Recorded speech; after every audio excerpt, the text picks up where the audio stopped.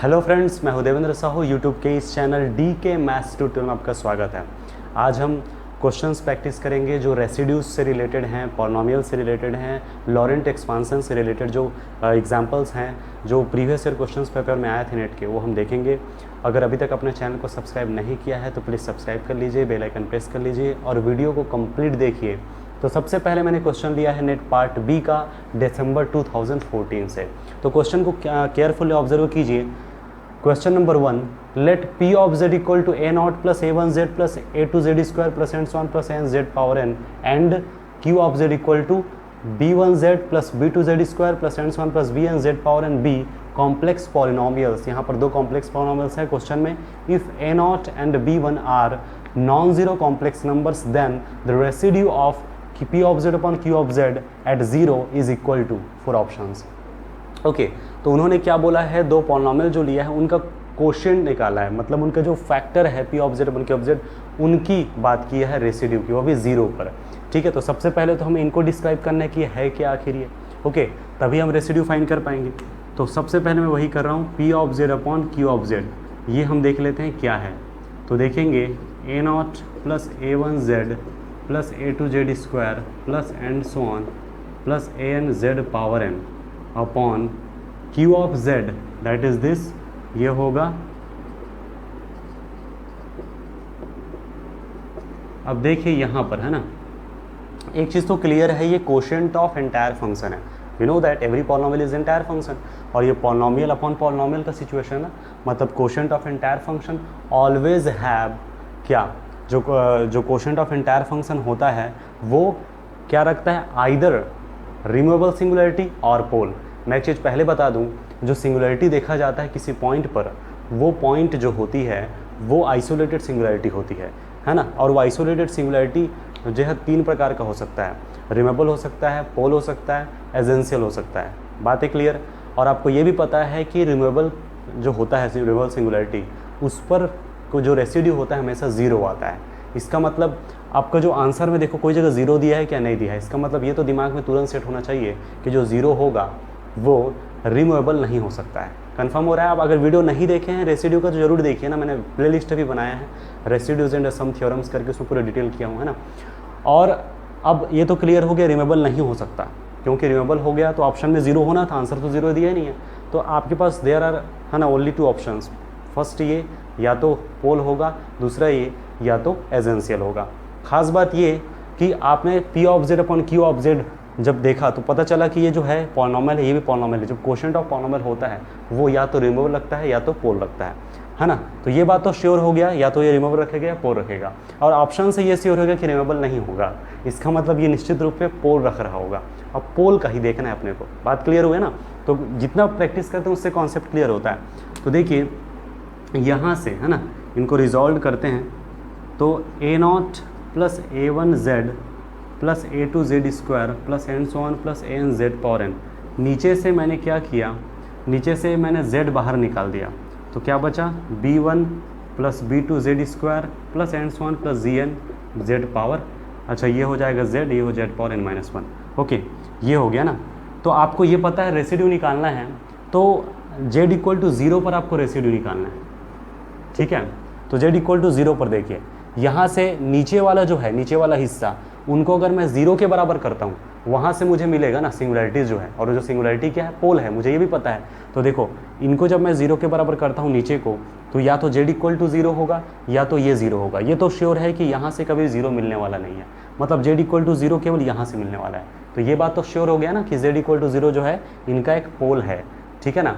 अब पोल है तो जो है मल्टीपल पोल है कि सिंपल पोल है, बात ये आती है। देखो z इक्वल टू जो 0 है, यहाँ पर z की पावर में कितनी है, 1 है, मतलब यहाँ से तुरंत पता चल जाना चाहिए लॉजिक से कि z इक्वल टू 0 जो है सिंपल पोल है, that is pole of order 1।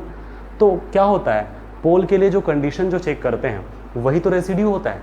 अगर आपको पता होगा तो वही चीज़ तो होता है। तो मैं डायरेक्ट वही कर रहा हूँ ना, तो डायरेक्टली मैं निकाल रहा हूँ residue of f of z। f of z की जगह में आपको क्या दिया है, p of z upon q of z at z equal to 0। ये होगा आपका limit z tends to 0 z minus 0 into p of z upon q of z। और नेक्स्ट लाइन में आपने लिखा है ना, limit z tends to 0, z minus 0 को आपने लिखा z, और p ऑफ z है आपका ये, q ऑफ z है आपका ये, जहाँ से मैंने z बाहर निकाला, ठीक है। तो p of z upon q of z है, ठीक है ना। तो this equal to this equal to this, ये स्टेप में z और z कैंसिल हो गया। अब z टेंड्स टू 0 कीजिए, क्या मिलेगा, a0 प्लस बाकी पूरा 0 हो गया, नीचे b1 प्लस बाकी पूरा 0 हो, क्या मिला, a0 अपॉन b1। और एक और हिंट था क्वेश्चन में, अगर आप गौर किए तो उन्होंने बोला था a0 और b1 दोनों क्या है, नॉन जीरो कॉम्प्लेक्स नंबर है, ये दोनों उधर नॉन जीरो है, ये उन्होंने दे दिया था। और एग्जैक्टली क्या है, a0 अपन b1, कौन सा ऑप्शन है, ऑप्शन नंबर 1 कन्फर्म हुआ। नेक्स्ट क्वेश्चन है नेट पार्ट बी का, जून 2016 का, है ना। तो ये जो दोनों क्वेश्चन मैंने जो लिया, ये जून 2016 से लिया है। ऊपर जो क्वेश्चन रेसिड्यू का दिया उसको बनाने से पहले हम इसको देख लेते हैं, बहुत ही इजी क्वेश्चन है ना, कैसे इस क्वेश्चन को हम बनाएंगे।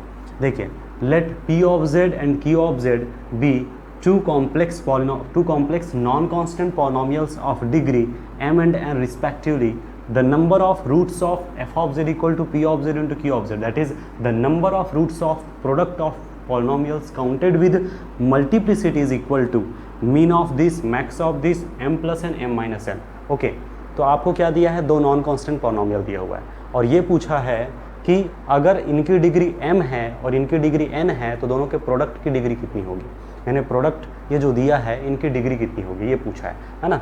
तो सबसे अच्छा तरीका होता है आप एग्जांपल्स ले लो दो अलग अलग, और फिर देख लीजिए डिस्कार्ड कौन हो रहा है, पता चला तीन एग्जांपल अगर डिस्कार्ड हो गया, किसी एग्जांपल से 3 अगर ऑप्शन डिस्कार्ड हो गया तो जो बचा वही आंसर है, ये सबसे अच्छा तरीका होता है ना।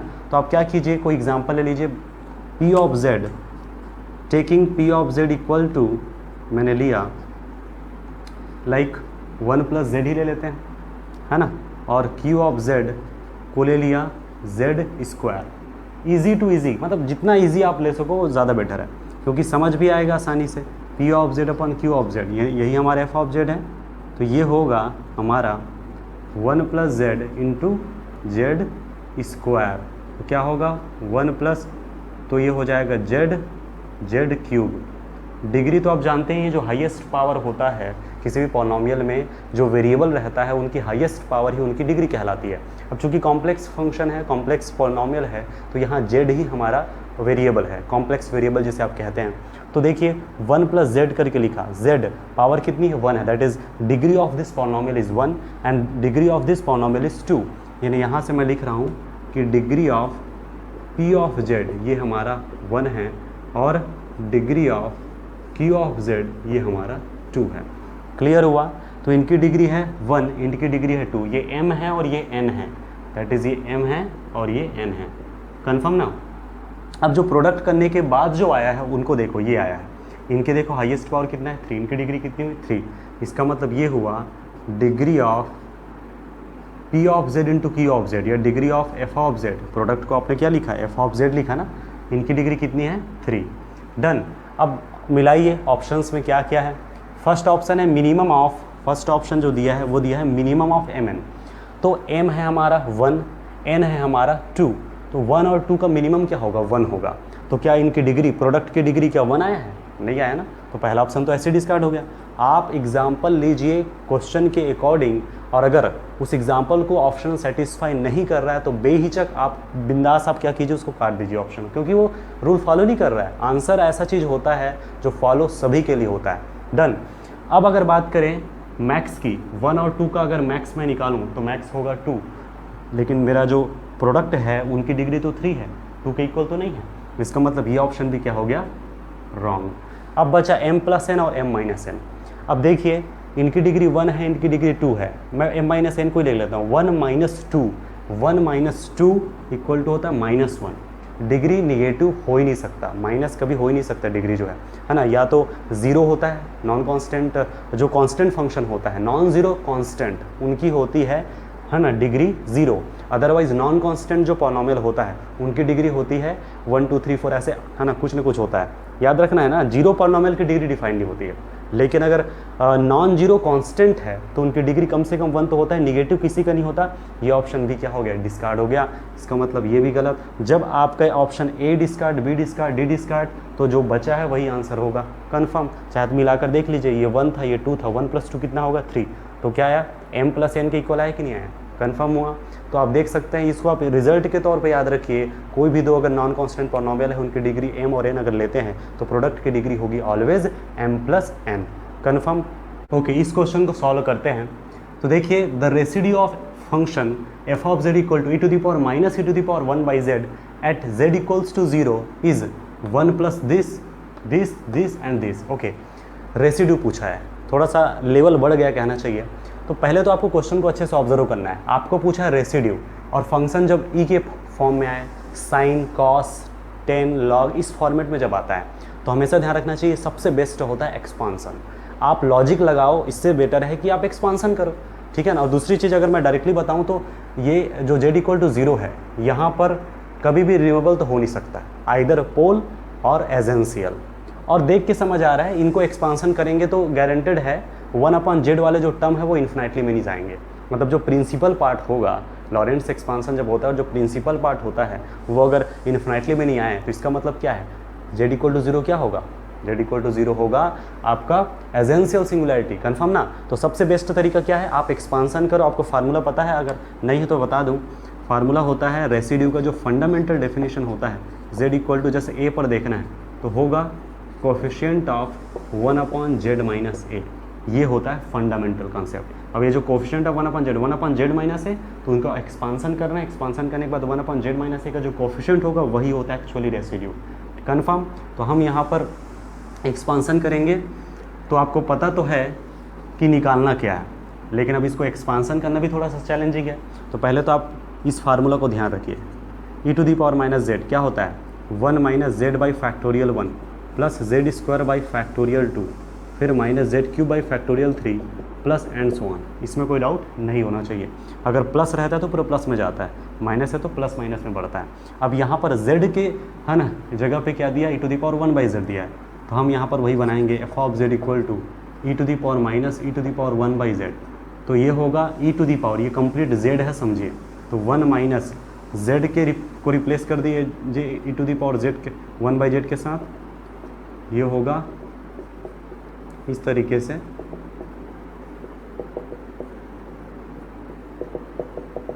कंफर्म हो रहा है, कुछ नहीं है ना। क्या किया मैंने, z को रिप्लेस किया e to the power 1/z से, ठीक है, फार्मूला लगाने के लिए। अब क्या करना है, e to the power 1/z, पहले तो इसको जमा करके लिख लेते हैं। ये फैक्टोरियल 1 मीन्स 1, उसको लिखने की ज़रूरत ही नहीं है।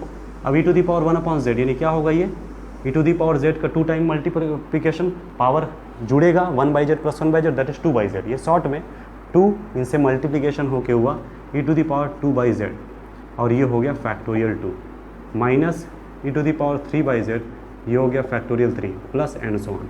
इतना तक कंफर्म हुआ, ठीक। केयरफुली ऑब्जर्व करना है ना। 1 माइनस, अब e to the power 1/z को आप ब्रेक कीजिए तो फिर प्लस के लिए क्या होता है बोला था, प्लस में होता है बोला था ना। तो 1 प्लस, चूँकि 1/z 1/z factorial 1 plus 1/z square factorial 2 plus ऐसे बढ़ेगा। कन्फर्म। अब इसको देखिए, ये क्या होगा, 1 बाई फैक्टोरियल 2 मैं अलग लिखा हूँ, ये होगा 1 plus 3/z 2/z factorial 1 plus 2 square by z square factorial 2 plus and so on. फिर इनको ब्रेक कीजिए, माइनस 1 बाई फैक्टोरियल 3, ये होगा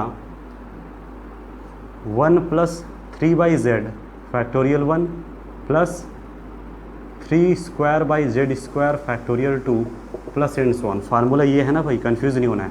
1 plus z upon factorial plus z square by factorial 2 plus and so on. इसमें मैंने values रखे हैं, इसमें कोई डाउट नहीं होना चाहिए, बिल्कुल आसान कॉन्सेप्ट है, लेकिन केयरफुली ऑब्जर्व करना है। कई लोग क्या करते हैं, इसको देख कर ही नहीं बनाना है, ऐसा वाले माइंड में आ जाता है, ऐसा नहीं होना चाहिए। आपको इसको हैंडल करना है, तो कैसे हैंडल करना है वही हम देख रहे हैं ना। अब देखिए, तो इसको जब हम रिजॉल्व करेंगे तो रिजॉल्व करने के बाद ये माइनस अंदर से गुना होगा, तो फिर ये 1 माइनस 1 कैंसिल हुआ, जो बचा वो लिखा, तो आप ऐसे जमा के लिख सकते हो, इसमें कोई प्रॉब्लम नहीं है। अब इसको बनाने में मतलब टाइम नहीं लगाना है। हमारा जो टारगेट क्या है, 1/z माइनस 0 के कोफिशिएंट को देखना, तो 1/z को कॉमन निकाल लेते हैं। तो मैंने वही किया, 1/z कॉमन निकाला। अब ब्रैकेट में क्या बचता है वो देखते हैं। ओनली ना, बाकी से मतलब ही नहीं है, 1/z से मतलब है। ये होगा -1, यहाँ होगा प्लस 2/फैक्टोरियल 2, 2/फैक्टोरियल 2, और उसके बाद नेक्स्ट स्टेप यहाँ पर -3/3 ओके, और उसके बाद फिर प्लस एंड सो ऑन जा रहा है। देखिए 1/z -1 प्लस ये हो गया 1/1 और यहाँ पर ये हो गया 3/3 × (2) प्लस एंड सो ऑन। तो मैं इसको क्या लिख सकता हूँ 1/(2) ऐसे जमा करके। अब इन्हीं में से मैं माइनस बाहर निकाल देता हूँ, माइनस बाहर निकाला तो क्या होगा प्लस माइनस ऐसे जाएगा। ओके, अब आपको पता है ये जो है 1 - 1/(1) plus 1/(2) minus and so on करके जो जा रहा है, ठीक है। इसको ये जो फार्मूला बन रहा है, कौन सा फार्मूला है याद कीजिए, ये होता है ई का फार्मूला क्या होता है, ये होता है 1 + 1/(1) plus 1/(2) plus and so on. लेकिन अगर ई इनवर्स हो तब प्लस माइनस में जाता है। ओके, मतलब ये होगा ई इनवर्स का। कंफर्म हुआ? इसका मतलब ये होगा residue of f(z) at z = 0 = coefficient of 1/z - 0। ये z/0 ही तो है, इनका कोफिशिएंट क्या आएगा माइनस ई इनवर्स, और ये होगा आंसर। तो जो ऑप्शन था जिसमें माइनस ई इनवर्स था वो हमारा क्या होगा आंसर। कंफर्म हुआ? अब हम देखते हैं नेक्स्ट पार्ट बी का क्वेश्चन लिए हैं दिसंबर 2016। अब देखिए क्वेश्चन नंबर 4 में लिया, suppose f and g are entire functions and g of z non zero for every z belongs to complex plane C। If mod of f of z less than or equal to mod of g of z then we conclude that, है ना। ये दिया अलग अलग condition कि ये जो है ज़ीरो नहीं होगा, है ना, कांस्टेंट होगा तो ज़ीरो फंक्शन होगा, तो कुछ ऐसे कॉम्प्लेक्स नंबर्स ऐसे होंगे जिसके लिए कंडीशन होल्ड होगा। ऐसे 4 ऑप्शंस दिया गया है। अब देखिए सबसे पहले चीज़ तो ये है, आपको जो स्टेटमेंट दिया गया है उनको अच्छे से केयरफुली ऑब्जर्व कीजिए। आप एक चीज़ क्लियर कर पा रहे हैं कि दोनों फंक्शंस जो है एंटायर है, और ये भी दे दिया गया है कि g ऑफ z यानी quotient f of z upon g of z में g of z non zero है। एक इंटरेस्टिंग बात यह है कि ऑप्शंस में ये जो a, b और c तीनों ऑप्शंस में तो g के बारे में बताया नहीं गया है ना, तो कहीं ना कहीं कुछ है इसमें। और g नॉन जीरो दिया है, इस बात का संकेत है कि g ऑफ z नीचे आने वाला है, अपॉन में आने वाला है। देखिए यहाँ से पता चल जाएगा। तो मैंने क्या किया, पहले इनको देख लेते हैं। Mod of f of z less than or equal to mod of g of z। Okay, तो ये इम्प्लाई करेगा mod of f of z upon mod of g of z less than or equal to 1। इसका मतलब mod of f of z upon mod of g of z less than or equal to 1, है ना। और आपको ये पता है ना, जो ये एंटायर फंक्शन, ये entire function that's quotient of entire function. Quotient of entire function is always meromorphic function. Confirm? तो इसको मैं कोई नया नाम दे देता हूँ, जैसे मैंने दे दिया h ऑफ z, ठीक है ना। तो यहाँ मैं लिख देता हूँ since h of z equal to f of z upon g of z is meromorphic function. Okay, h of z is a meromorphic function. और ये क्या शो कर रहा है, this implies that h of z is bounded. Okay, h of z is bounded. एक चीज़ आपको पता होना चाहिए, मेरोमॉर्फिक फंक्शन क्या हो रहा है, बाउंडेड हो रहा है। मेरोमॉर्फिक फंक्शन जो बाउंडेड है इसका मतलब क्या है, आपको ये तो पता है, मैंने पिकार्ड थ्योरम बताया था और Picard theorem for meromorphic function बताया था। पिकार्ड थ्योरम ये बताया था कि जो range of non constant entire function is either complex plane और कॉम्प्लेक्स प्लेन में से किसी एक पॉइंट को हटा दो, या तो C होता है या तो C एक्सेप्टिंग कुछ एक आध पॉइंट को हटा दो, ये इससे ज़्यादा पॉइंट नहीं हट सकता अगर function non constant entire function है तब। और Picard theorem for meromorphic function में क्या बताया गया था, ये बताया गया था कि a non constant meromorphic function, ठीक है, नॉन कांस्टेंट जो range of non constant meromorphic function is either C or C excepting alpha or C excepting alpha beta, where alpha and beta are complex numbers. Okay, तो ये 3 अलग अलग situations हो सकते हैं। मेरोमॉर्फिक फंक्शन अगर है तो उनकी जो रेंज सेट है वो या तो C हो सकता है, या तो ये हो सकता है, या ये हो सकता है। इनसे ज़्यादा पॉइंट नहीं निकल सकते। इससे क्या स्पष्ट होता है, ये भी अनबाउंडेड है, ये भी अनबाउंडेड है, ये भी अनबाउंडेड है। हमें पता है किसी भी फंक्शन की रेंज सेट अगर अनबाउंडेड है तो फंक्शन क्या होता है, अनबाउंडेड होता है। इसका मतलब ये हुआ कि a non constant meromorphic function is unbounded, always unbounded. Clear हो रहा है? और यहाँ पर क्या बताया जा रहा है कि ये मेरोमॉर्फिक फंक्शन है जो कि बाउंडेड है। इसका मतलब क्या हुआ, इसका मतलब ये कब पॉसिबल होगा, ये कब पॉसिबल होगा जब फंक्शन कांस्टेंट होगा, कंफर्म, कांस्टेंट फंक्शन ही बाउंडेड हो सकता है, तो कांस्टेंट मेरोमॉर्फिक फंक्शन होगा। इसका मतलब H of Z is constant, तो हम ले लिए सी। अब यहाँ सी यूज किया है कॉम्प्लेक्स नंबर, तो मैं उसी को ही ले लेता हूँ। अब एच ऑफ जेड का मतलब F of Z upon G of Z equal to C. C कोई कॉम्प्लेक्स नंबर होगा, ठीक है ना, कांस्टेंट का मतलब यही तो होता है। तो F of Z equal to क्या हुआ, सी जी ऑफ जी जेड। कौन सा ऑप्शन है, फोर्थ ऑप्शन है, कन्फर्म हुआ। देखते हैं आगे, CSIR नेट पार्ट सी दिसंबर 2016 का ही क्वेश्चन है, पार्ट सी है लेकिन ना, मतलब मल्टीपल करेक्ट आंसर्स, एक से ज़्यादा आंसर्स भी करेक्ट हो सकते हैं। तो केयरफुली ऑब्जर्व कीजिए। Consider the polynomial p of z equals to summation n equals to 0 to 5 n z power n into summation n equals to 0 to 9 b n z power n। तो ये दो अलग अलग है ना, इन दोनों को पॉलिनोमियल का प्रोडक्ट किया गया है। Where a and b n belongs to r, that is a n and b n are real numbers. मतलब इससे स्पष्ट होता है कि इनके जो कोफिशिएंट्स हैं वो रियल हैं, है ना, ये कोफिशिएंट्स हैं वो रियल हैं। ओके, जितने भी कोफिशिएंट होंगे a0, a1, a2 ऐसे a5 तक, इसी तरह से b0, b1, b2 ऐसे b5, b9 तक, ये दोनों क्या होंगे, कोफिशिएंट्स क्या होंगे, रियल कोफिशिएंट्स होंगे, यहाँ दिया है ना भाई। और साथ ही साथ a5 और a9 नॉन जीरो है। ऐसा क्यों लिखा गया होगा, क्योंकि इसमें a5 z पावर 5, ठीक है, a5 नॉन जीरो होगा तभी तो इसकी डिग्री 5 है, ये माना जा रहा है। और a9 नॉन जीरो होने का मतलब, तो ये इंटरेस्टिंग है ना, आप इसी से बातें समझ पा रहे हैं। ये क्वेश्चन में बहुत रॉकेट साइंस नहीं, बहुत इजी कॉन्सेप्ट है, आप खुद सोचिए, है ना। उन्होंने ये जो दिया है यहीं से हिंट मिल चुका है। खैर, तो ये जो पहला वाला जो दिया है प्रोडक्ट के फॉर्मेट में, मैं इसको ऐसे लिख रहा हूँ, ये समझ लीजिए F of Z into G of Z के फॉर्म में है, जिसमें से जो P of F of Z है, एफ ऑफ जेड ये है, इसको आप समझ लीजिए a0 plus a1z plus and so on plus a5z power 5, और a5 नॉन जीरो है, इसका मतलब ये पता चलता है कि इसकी डिग्री कितनी है, 5, ठीक है।